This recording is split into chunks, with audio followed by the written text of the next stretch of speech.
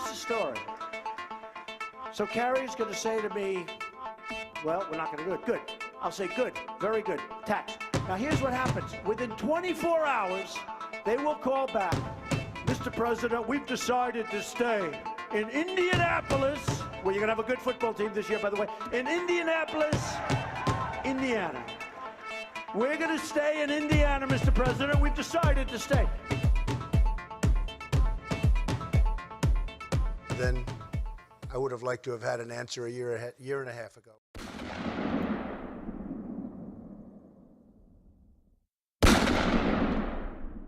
We had a tremendous love affair with the state of Indiana. Because if you remember, during the primaries, this was going to be the firewall. This was where they were going to stop Trump, right? And that didn't work out too well. I got involved because of the love affair I've had. This has been a very special state to us.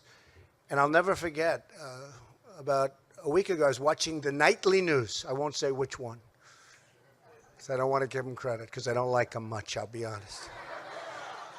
I don't like them, not even a little bit. But they were doing a story on Carrier. And I say, wow, that's something. I want to see that. And they had a gentleman, worker, great guy, handsome guy. He was on. And it was like he didn't even know they were leaving. He said something to the effect, no, we're not leaving, because Donald Trump promised us that we're not leaving. And I never thought I made that promise. Not with Carrier. I made it for everybody else. I didn't make it really for Carrier. And I said, what's he saying? And he was such a believer. He was such a great guy. He said, I've been with Donald Trump from the beginning. And he made the statement that Carrier is not going anywhere. They're not leaving. And I'm saying to myself, man. And then they played my statement. And I said, Carrier will never leave.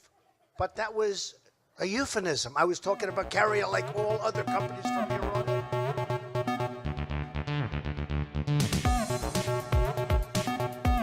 He picked up the phone. He talked from one American to another. He talked about our plans.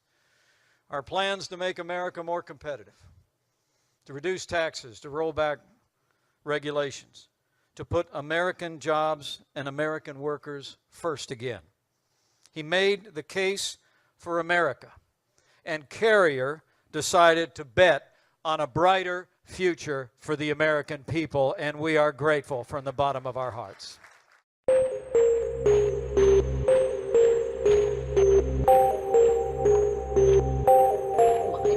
He has a headline now. You know, a couple things. One, politically, it's a very big win for Donald Trump politically, because he said he was going to do something, and he did it. And he did it. Now, we don't know how many jobs actually. I guess Carrier says now it's a little more than 1,000. Yesterday was a little less than 1,000. But there's still about 1,000 jobs that are still unaccounted for right now. There are 2 plants that Carrier was shutting down in Indianapolis, or in the next town over. The question is, picking winners and losers, is that a good time?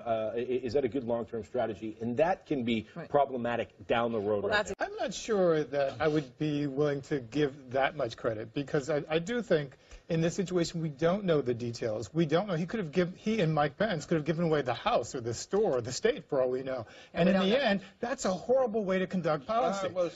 Well, here we are months later, and it looks like, for the most part, Trump's political instincts were right. Although terms of the deal he and Pence reached with Carrier and its parent company, the massive defense contractor United Technologies, are still sketchy, it looks like it will end up saving as many as 1,000 jobs. Unfortunately, it looks like that's about the only part of the deal worth celebrating. The media isn't really talking about it either, but after Trump's deal goes through, Carrier will still end up sending as many as 1,300 jobs to Mexico, fewer than the 2,000 originally intended, but still a substantial amount. And even those jobs that are saved as a result of Trump's deal will come at a price. Again, while details are sketchy, it appears as though Trump promised Carrier major savings from tax cuts once he takes office, in the form of corporate tax cuts, deregulation, and maybe even a tax holiday for profits held overseas, something that has always resulted in companies using that cash to buy up their own stock, which inflates the stock's value, which makes the CEOs richer, but doesn't add a single job.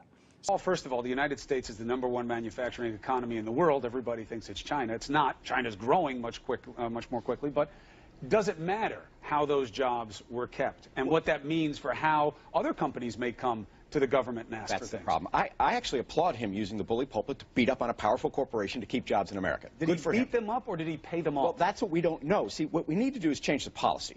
For years, there's been bills in Congress to have an exit tax, they call it, tax companies that ship jobs overseas instead of giving them tax cuts. Right.